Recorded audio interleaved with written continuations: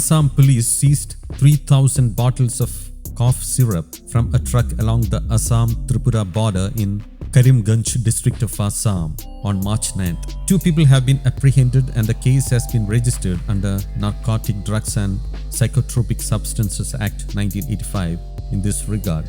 As per reports, Churaibari Police watch post team intercepted the truck bearing registration number MH40BL7948 in the Churaibari area. Reportedly, the truck was on its way to Agartala of Tripura when it was seized.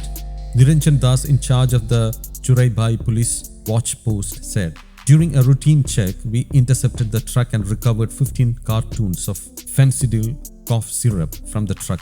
We have apprehended the driver and co-driver of the truck. The market value of the seized cough syrup is approximately rupees 15 lakh."